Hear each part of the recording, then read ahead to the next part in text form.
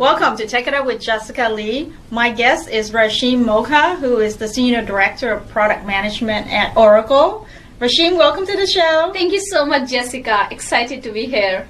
You are actually part of the Oracle Cloud Infrastructure Group, right? That's correct. I am into the product management side of Oracle Cloud Infrastructure, which is Oracle's infrastructure offering. Okay. Yeah. And you're passionate about evangelizing this business unit. Tell us a little bit about your journey, because I know you're an expert in this enablement side. Yeah, so my core specialty lies in enablement, be it sales enablement, field enablement, or customer enablement. And, we live in Silicon Valley, and there are so many startups being formed every day. But most startups, 80% of the startups actually fail. And the reason why they fail is not because they don't have a good product. It's because they're not able to translate the features of that product into business value for the customers. I see. So I think enablement and evangelism actually plays a very significant part in making a product successful or a service successful. Because customers do not buy products. They do not buy feature sets. What they buy is the value that it brings to them. Right. And if as a business you're not able to translate that for your customers, you fail at some level. That's like storytelling, right? Yeah, exactly. The messaging. And when most of these startups and when these products are built, they're built by engineers, right? They are user stories that they have in their mind, but how does it solve the problem of the end user? Somebody has to do that, right? And that's what an evangelist does. And that's what an enablement person does. So my key underlying passion is to enable and empower everybody. And you've built some pretty high, scalable programs. Yeah. Tell us about that at scale. Yeah, so at Amazon Web Services, my team was actually responsible for all of the boot camps that happen, the learning events that happen at large-scale events like reInvent, and also Amazon Web Service Summits.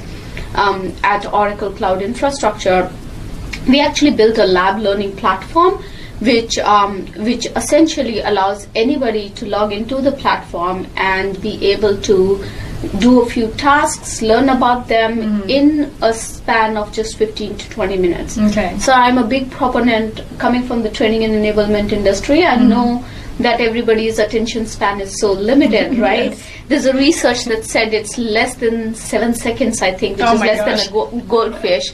So micro-learning is big on my list, and that's what I like to do. So everything that we build around now is with a focus of just teaching one skill to the people that is actually that can be translated into an achieved goal as opposed to just concept. Yes. Yes. Yeah.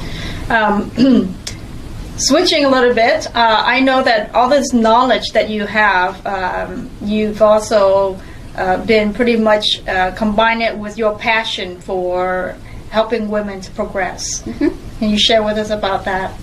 Yeah, so in last few years, I've been really active in bringing more women into technology and speaking at a lot of conferences like Women Transforming Technology, Women of Silicon Valley, contributing to the mentorship programs with Next Play and the Expat Women. But it's a very selfish motive that I have behind it. Yes. And the reason is that most often I have found myself to be the only woman having the seat at the table. And it's lonely out there, right? So my selfish motive is to bring those women into technology, to bring women leaders into technology, to inspire them to get to the next level so that we are not alone. The women leaders are not alone when there comes a time to have that seat at the table. Yes, yes. So one of the achievement you have is actually putting all of this thinking, this content into a book that you can share with us. Yeah. And I want to ask you about that. Fast Track Your Leadership Career. Yes, so this is my first book on leadership, fifth book on combining my published books. But we released it last year in September. And within 11 hours of its release, it was an Amazon bestseller. All right, congratulations. Thank you so much. So you wrote a few books before, but that was for work. Those were more technology books, tech books. So I Okay. have one on Java Web Services. For those who have been in the tech industry for a long time would know that Sun came up with their integrated development environment IDE called Sun One Developer Studio, and that was another book that I had. It was a Sun recommendation. But I think it was time for me to start giving back to the community in a way that I could inspire women leaders, and that's why this book, Fast Track Your Leadership Career, came into being. Would you mind sharing a little bit about what is in here? Like, give us some tips or stories? Yeah, absolutely. So the book is really, a gist of my own personal experiences, but also experiences of my mentors and other women leaders. And there's contribution from about 6-7 women leaders in here. The book is essentially a template in terms of how you should go about carving a leadership path. And it actually came from my necessity. I actually started speaking about the topic before I wrote the book. And the reason why I started speaking about it was because I would buy leadership books and I would read, but leadership books would focus on just one strategy. So to have a holistic strategy, I had to go through books and kind of skim through the fluff to get to the point. And I come from a project management background, so everything has to be a template for me. Everything has to be implementable. So that's what I wanted to give to my audience, a template that they could use in terms of how to build your brand, how to identify your superpower, how to navigate work politics, how to make sure you are heard, how to build a support system. And, start from point A and reach to the point Z, and then kind of, in a DevOps model, go back again and fine-tune things. So it was very important for me, to have that template. And once I realized that I had a framework, it was natural for me to go out and share it with others in form of this book. One of the tips that you share with me would be good for the audience to know is when you are a leader, instead of asking for things to be done, you should take more of an authoritative approach. And how can you tell that little story? Yeah, absolutely. So I had the privilege, or I wasn't so privileged, I would say, either ways. When I got promoted to my next role as a manager about 17 years ago, very early on in my career, and I was a 19-20-year-old manager trying to lead a team of people who were older than me. And I wanted to be respectful, but at the same time, I wanted to be seen as a leader.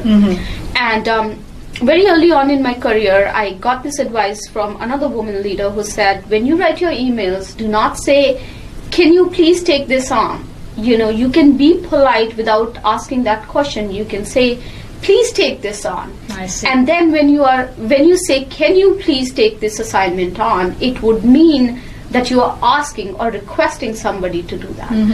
As opposed to, and the person can very well come back and say no, But when you say, please take this on, you're still being polite, but you're kind of telling the person to take this on and move forward with it. Right. Got it. So I like that. That's a great story. So you have a lot more of that in here. There's a lot more of that in there. I also talk about certain topics that are taboo topics, if you will. Taboo. Yeah. Okay. We'd like to hear about that. So I talk about crying in this book. As a leader, crying as a leader.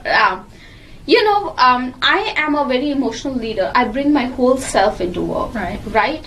And there are times when things don't go your way, or you're frustrated, or you see instances of conscious and unconscious bias that make you feel frustrated, and that can sometimes lead to crying. Yes. Now, early on in my career, anytime I would cry, I would go back quickly and go to my computer and look for ideas on how not to cry at work, right?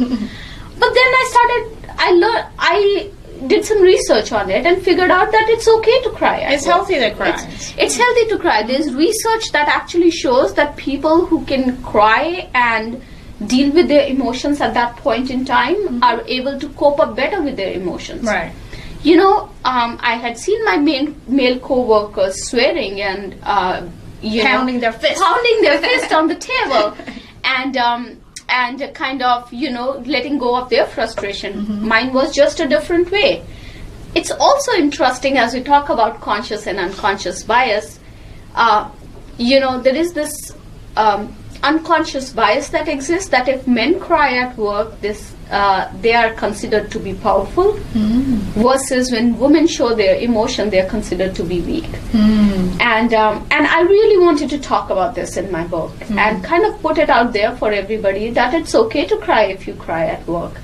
And every time I talk about this topic, there's so many women who just come to me after a speech that I have delivered or a workshop that I have conducted and say thank you for kind of mainstreaming this and letting us know that it's okay, Yes, so that's great. I mean, some of these discussions, we don't actually sit down as a team to talk about. So it's good that you have it in a book, and then you can actually have a discussion at work to talk about some of these issues. I mean, it's the bonding, it's the trust. It's the trust, and it's showing your vulnerable side to your team as well, because in today's day and age, we all work together as a microorganism. Everybody brings something in.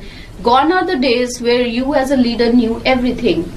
I truly believe that leaders don't have answers to all questions. The way our technology is changing, the speed at which the innovation is happening. However, leaders have the ability to find the right kind of resources who will be able to provide those answers. Right. So you have to accept it first. And when you start working in your team, you have to build that circle of trust and circle of influence. And allowing people to be authentic, to bring their full self to work. It's better for business outcomes. Yeah. Okay. And I've always led global teams wherein it was never a 9-to-5 job, right? So when you're spending more time at work than in your personal life, it's important that you don't fake it. You bring your authentic self. Okay, great.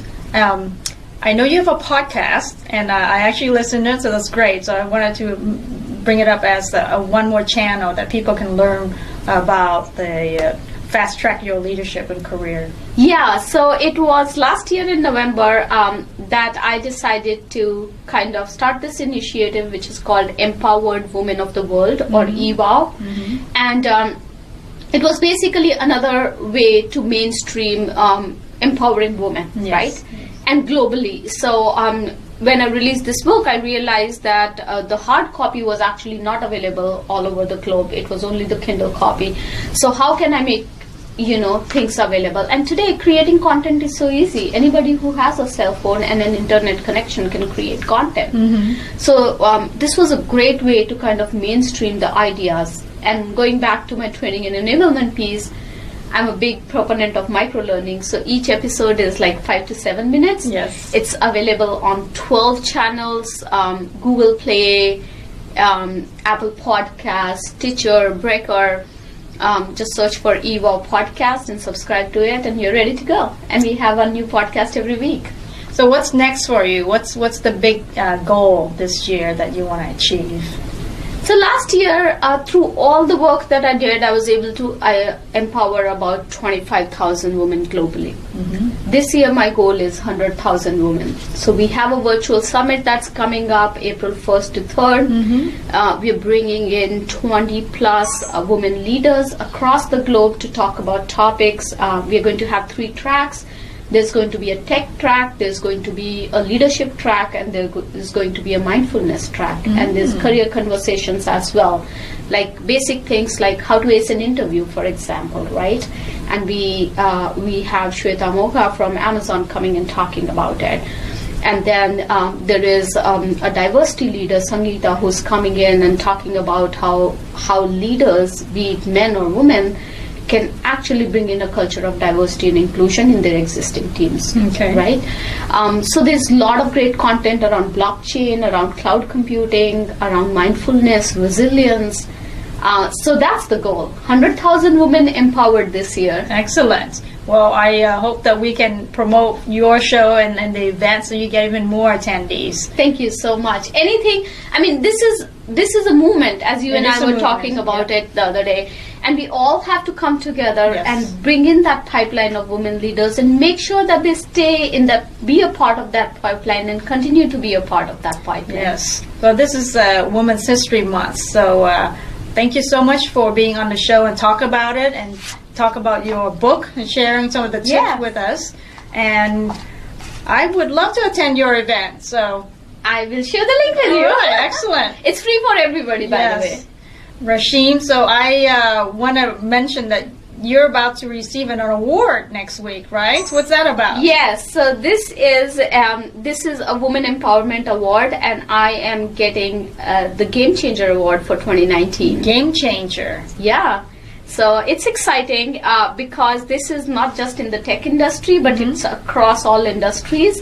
And it's essentially, there are various categories, but the Game Changer category is more about women leaders who are trying to bring more women, empower more women coming into the tech industry, and kind of, you know, with the goal of empowering women, putting them on the map. So very, very exciting. Excellent. Yes. Congratulations on that. Thank you so much. What are some of the challenges that you face in not only representing Oracle in enabling this OCI business, but also in getting more women empowered into the tech industry? Yeah, you know, the challenges are more around conscious and unconscious bias. And it's interesting that we normally, when we talk about bias, conscious or unconscious, we typically point our fingers to men. I have seen in my career that I have seen a lot of unconscious bias come in from women as well. And actually, one of my friend and I was having this, we were having this conversation where we were like, I don't know why women leaders are so hard on other women, right? And I think part of the reason is because we all think that this is the piece of the pie and we're going to share it all. So there's a sense of insecurity. What we do not realize that it's actually the whole pie that we have to ourselves, right? That's what the available piece is. And there is enough for everybody. Yes. And the second piece is that just because we have been through a long, hard journey doesn't mean that others have to go through that to realize the value of their self, right? Because we have gone through this long, hard journey, we should actually make it easier for others. Right. Yes, and I hear that too, and I think there is a shift. You know, that I think before there was a lot more sense of competition, right? But I think now there is a mind shift in that we have to support each other. You know, we have to really be there to make sure that we get more women in the position of leadership, and we can do that better if we do collaborate together and support each other. Yeah, and together we make an impact. So there's a very interesting conversation that has been happening in the Bay Area in last 1 year, I would say. We've all talked about glass ceiling, and now the conversation is shifting a little bit, saying glass ceiling does not happen at a VP level or an SVP level or an exec level. There's literally a glass ceiling at each level. Every level. Every level. Yeah. And I'm happy that the conversation has shifted to this, because earlier on it was all focused about, oh, how do we become a C-level exec? Now it is like, you know, for an individual contributor, it's all about how do I get to my next level and become a manager, and not be seen as somebody not worthy of promotion just because I'm a woman. Right, right. Yeah. Well, there's a lot of work ahead of us, but we definitely have made progress, and I feel very blessed to actually live in the age that we are living in. So there's plenty of opportunities, but plenty of work to be done. Yeah, but together we can. And I appreciate you putting a lot of effort in helping women to get more visibility and advance in their careers. Yeah. Congratulations on your thank you so much again. Game Changer Award again. That's fantastic. You. I am excited about that. Thank you very much for being on the show. It's been great talking with you. Thank you so much for having me, Jessica. It was a pleasure. There you have it, folks. Take it up with Jessica Lee. Thanks for watching.